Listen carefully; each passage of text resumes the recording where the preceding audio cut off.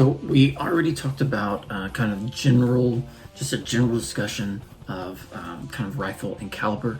In the other video, showed you just pretty much how I start looking at certain calibers and how I decide and determine which caliber I want to go with, or even which bullet I want to go with if I'm starting reloading on a new caliber, or if I'm looking at going with maybe just a different bullet on a certain caliber. So I'm going to split this video into two parts. The first part, this one, I'm going to talk about just some talking points, some things to think over when you're deciding on a type of rifle. And then in the second part, I'm just going to show different rifles and different options. So I'm going to try to just make this one fairly quick and just, quickly hit the talking points. So when we're picking out a rifle, there's several different options to think about. I would say a really good one is the main purpose of the rifle. So obviously, if you're watching this, you're probably wanting to get into long range shooting, but are you also going to want to use it for hunting as well?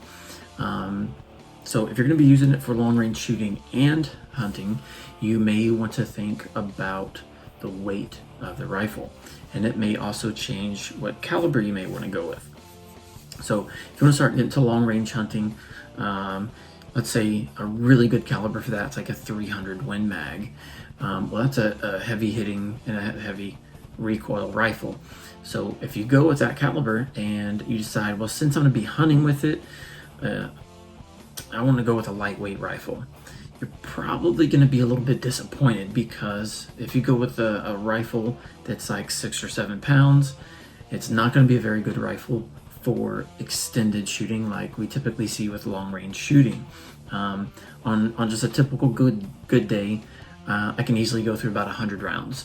You're not going to want to shoot 100 rounds of 300 Win Mag on a rifle that weighs, somewhere between 6 to 8 pounds. So that might not be the right way to go. So that we might want to think about reconsidering the caliber or the rifle. So definitely keep that in mind. The other thing is, how much money do you want to spend, or are you willing to spend? That's where I would really try to set a budget and then stick with that budget, because you can really get carried away and easily start getting way outside of your budget. And when it comes to long range shooting, it can be done for fairly inexpensive. It can also be done for tens of thousands of dollars. It just depends on which way you go and what you decide you want to keep getting. You want to get this, I need to update it to this and this. I've outgrown this, I need to go with something. I mean, it really just kind of goes on and on and on, or at least it can. So definitely try to set a budget and then stick with that budget as best as possible. If money's kind of tight, and it probably is, since gas is like $4 a gallon, you can't get ammo very easily, and ammo prices went up by almost half. Let's see, so definitely set a budget. Another thing to keep in mind is, are you going to keep the rifle stock like as is, or are you going to put a little bit of money and investment into the rifle and start changing out some things? Like, I would say probably the number one, there's one of two things, number one things that gets changed out, and that's going to be the stock and the trigger. So just an example, let's say you have a budget and you say, okay, I'm gonna look for a rifle that costs $800. Really good rifle. Quality control, I'm gonna leave that one alone for now, but I'm just gonna say Remington 700 is a very nice rifle. I own 2 of them. Very nice rifles, shoot really well. Did have some quality control issues on them. It was taken care of, no big deal. But if you want to go with, let's say, a Remington 700, it's going to cost you about, like the SPS Tactical, it's going to cost about $800 roughly. So let's say, okay, you're going to buy the $800 rifle, but then you want to upgrade the stock, which you're probably going to want to. You're probably looking at, if you want to get a nice adjustable stock, $400 to $500. If you want to change the trigger, you can easily spend $200. So now you're looking at, from this $800 budget to almost $1,500. Well, do that and then compare them to the rifles in that $1,500 range. A really good example is something like the Bugara. I think it's like the HMR 14s. It comes with a adjustable stock, and I think it's less expensive. I think they run about maybe $1,100. So that might be the way to go. Figure out what you want to do, kind of compare prices, and if money's kind of a limiting factor, then check out something like the Bagara, where you get the adjustable stock. You can get 24-inch barrel. It's a Remington 700 footprint. If you decide, a couple of years down the road that you want to go ahead and get a better stock, then you're not going to have any problem doing that, because the market for the aftermarket parts are really nice as far as Remington 700s go. I've got some notes on my computer. Let me just read these real quick. So setting a budget, keeping it or upgrading it. Of course, another thing is the aftermarket parts, So you want to get a rifle that if you want to start changing some stuff on it because it meets your budget at this time, but in a year or two, you're going to want to change it, then you definitely want to make sure it has aftermarket parts. You want to be able to change that trigger. You want to be able to change that stock. Then definitely look into those and make sure that there is a market for that those items exist for the rifle that you're looking at.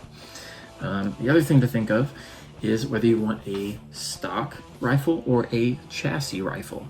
With a chassis, there's a lot of benefits, but it is typically going to cost you a little bit more money. One good thing that I really like about the chassis, I'm going to name two good things, is one, they look freaking awesome.